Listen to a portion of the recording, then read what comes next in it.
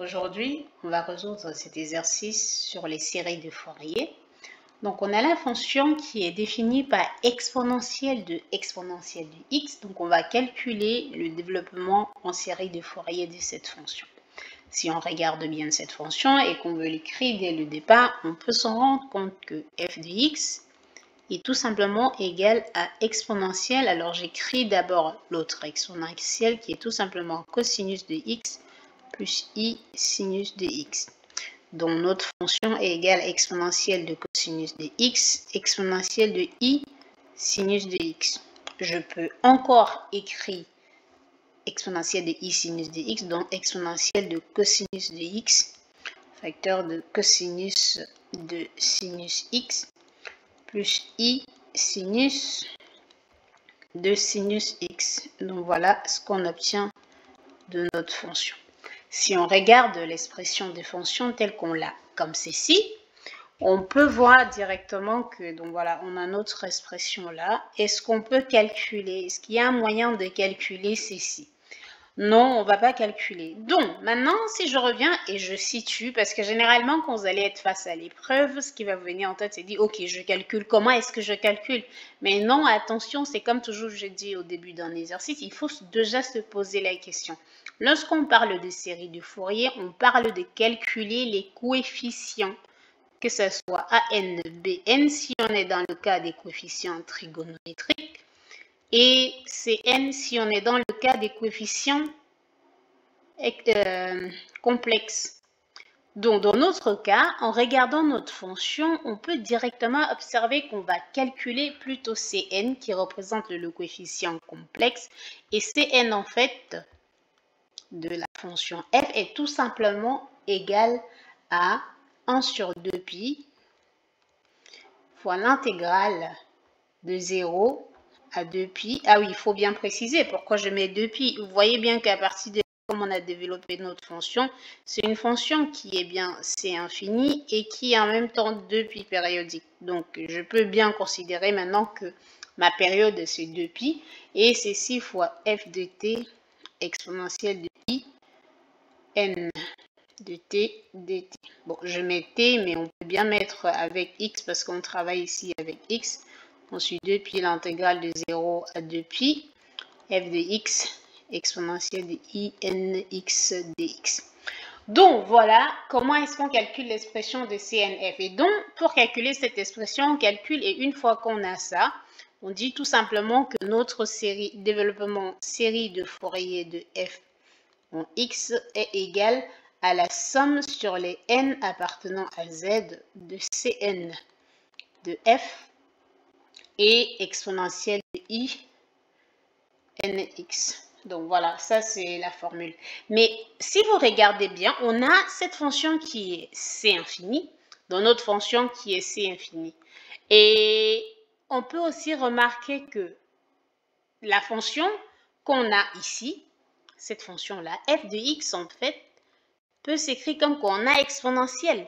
Et on sait que exponentielle de x est tout simplement égale à la somme sur les n allant de 0 jusqu'à plus l'infini de x puissance n divisé par factoriel de n.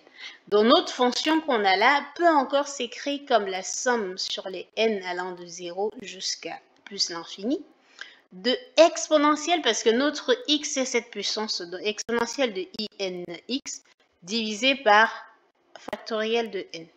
Donc, on peut écrire encore x comme ceci. Donc, comme vous avez vu, on a notre fonction f qu'on a là. Ce qu'on pouvait faire naturellement, c'est de calculer les coefficients. Mais on peut quand même se rendre compte, avec une fonction où on a exponentielle cosinus et cosinus, pour calculer cette intégrale, c'est complexe. On a gagné sur le côté que f de x est encore défini comme ceci. Mais on voit que cette fonction, elle est convergente. Donc, converge. Ceci converge.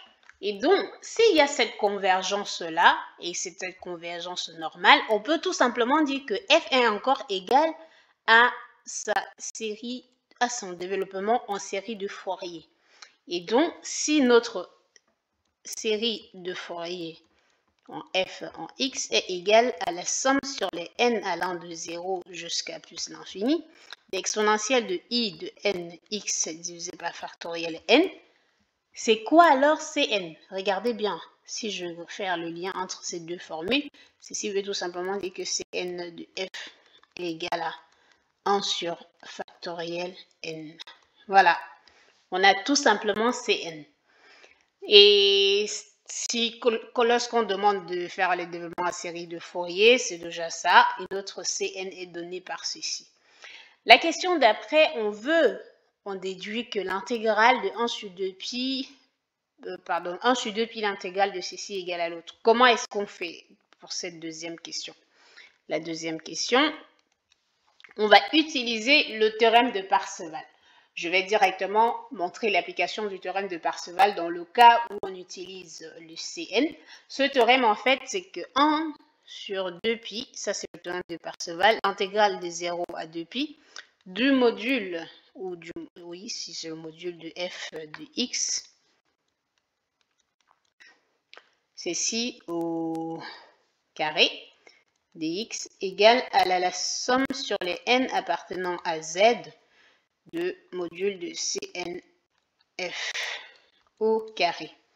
Bon, maintenant, si on regarde, notre Cn est défini pour les n comme ceci, dont notre somme va être tout comme la somme sur les n allant de 0 à plus l'infini. On remplace notre Cn, ça fait 1 sur factoriel de n élevé au carré. Mais de l'autre côté, comment est-ce qu'on trouve? Souvenez-vous qu'on a écrit la fonction comme ceci. Oh, je pouvais bien m'arrêter là aussi. J'ai cette fonction. Si je calcule le module de cette fonction, le module de f, ça fait le module de ceci. On sait bien que le module de exponentielle de i sinus ceci, c'est 1. Donc, ce module est tout simplement exponentielle de cosinus de x. Et alors, le module de f, c'est exponentielle de cosinus de x. Et maintenant, on l'élève au carré. Donc, j'obtiens tout simplement 1 sur 2 pi, l'intégrale de 0 à 2 pi, de exponentielle de cosinus de x élevé au carré. Donc, à la dernière étape, on a 1 sur 2 pi, intégrale à 2 pi, exponentielle de 2 cosinus de x égale à la somme sur les n allant de 0 à plus l'infini de 1 sur factoriel de n élevé au carré. Donc voilà, c'était ça qu'on voulait prouver à la deuxième question que vous avez tout simplement ici. Donc voilà, c'est tout pour cet exercice. Si vous avez des questions, n'hésitez pas à me poser en commentaire. On se retrouve très bientôt.